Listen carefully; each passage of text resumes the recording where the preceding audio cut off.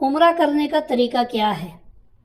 بھائی نے کویت سے یہ سوال کیا ہے کہ عمرہ کا طریقہ اور دعا پر ویڈیو بنا دیں۔ عمرہ کرنے کا طریقہ یہ ہے کہ جب آپ یہاں سے جائیں گے سعودی عرب مکہ مکرمہ کے قریب، جو آپ کو میقات لگتا ہے، آپ کس طرف سے آ رہے ہیں میرے علم میں نہیں ہے، جب آپ میقات پہ پہنچتے ہیں، میقات وہ جگہ ہے جہاں سے احرام باندھا جاتا ہے۔ عمرہ کے اندر جو 3 چیزیں فرض ہیں، احرام، نیت اور طواف کعبہ، یہ 3 چیزیں فرض ہیں۔ سب سے پہلا فرض آپ میقات پہ ادا کرتے ہیں، یعنی آپ عمرہ کی نیت کرتے ہیں۔ جب آپ میقات پہ پہنچیں گے، وہاں آپ نے عمرہ کے لیے احرام باندھنا ہے۔ احرام میں 2 سفید چادریں ہوتی ہیں، ایک اوپر اور ایک نیچے تہہ بند۔ وہاں جب آپ احرام باندھیں گے تو ضروری ہے کہ آپ یا غسل کر کے احرام باندھیں یا وضو کر کے بھی آپ احرام باندھ سکتے ہیں۔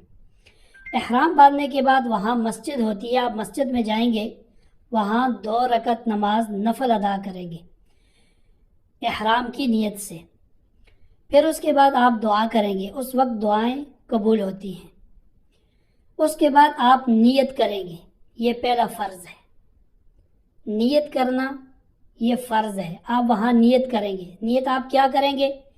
اے اللہ، میں عمرہ کا ارادہ رکھتا ہوں، اس کو میرے لیے آسان فرما اور میری طرف سے قبول فرما۔ یعنی اللہ، میں عمرہ کا ارادہ کرتا ہوں، اس کو میرے لیے قبول فرما اور میرے لیے آسان فرما۔ پھر اس کے بعد آپ وہاں سے نکلیں گے۔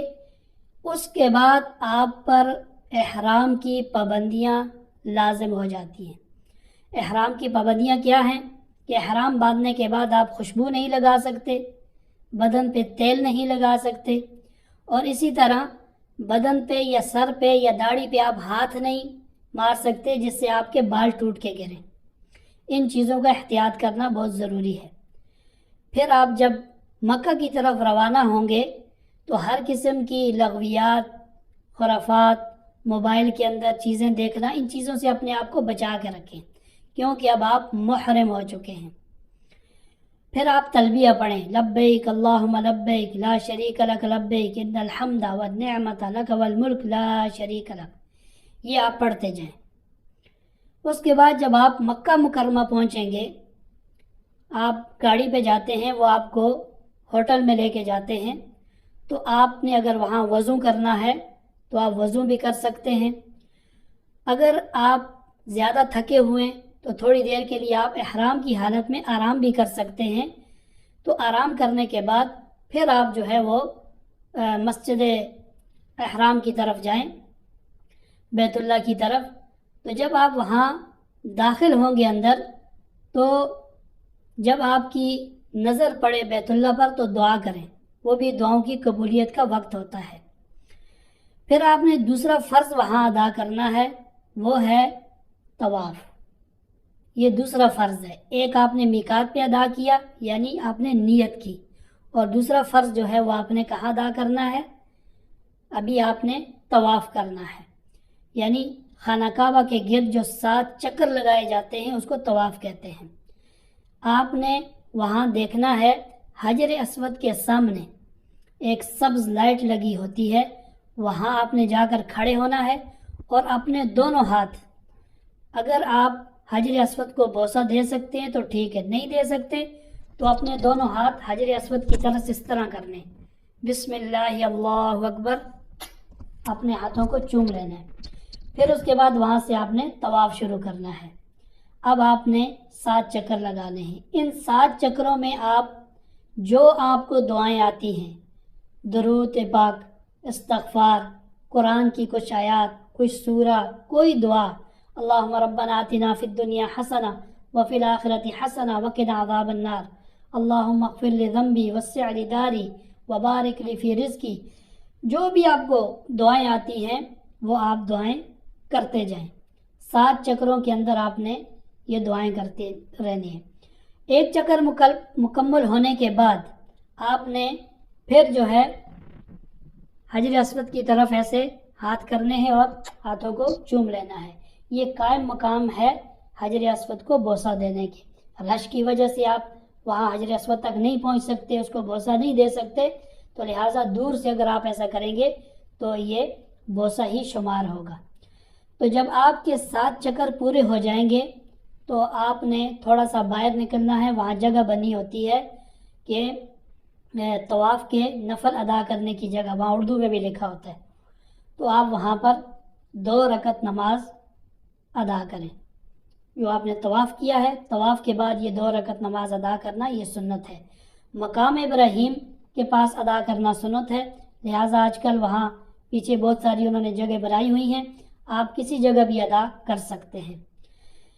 اس کے بعد آپ زمزم کا پانی پئیں, یہ بھی سنت ہے, اور اس میں آپ دعائیں کریں کہ اللہ میں نے عمرہ کیا ہے, طواف کر لیا ہے, اب آگے کے جو اعمال باقی ہیں اس کے لیے مجھے ہمت اور توفیق عطا فرما.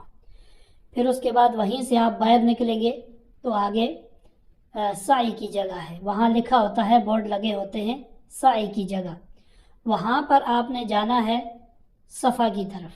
وہاں سے آپ نے بیت اللہ کی طرف منہ کر کے پھر دونوں ہاتھوں کو ایسے بیت اللہ کے سامنے کر کے بسم اللہ اللہ اکبر. پھر اس کے بعد اگر آپ کو یہ آیت آتی ہے ان الصفا والمروۃ من شعائر اللہ فمن حج البیت واعتمر فلا جناح علیہ ان یطوف بہما ومن تطوع خیرا فان اللہ شاکر علیم, اگر آپ کو یہ آیت آتی ہے تو اس آیت کو بھی پڑھیں اور صفا سے جو ہے وہ آپ سعی شروع کر دیں. جب آپ تھوڑے آگے جائیں گے, آگے سبز لائٹیں لگی ہوں گی, وہاں مردوں کے لیے ضروری ہے کہ وہ تھوڑے وہاں سے بھاگ کے جائیں. تو اس طرح جب آپ مروہ پہ پہنچیں گے تو آپ کا 1 چکر ہو جائے گا. پھر آپ صفا پہ آئیں گے تو آپ کے 2 چکر ہو جائیں گے.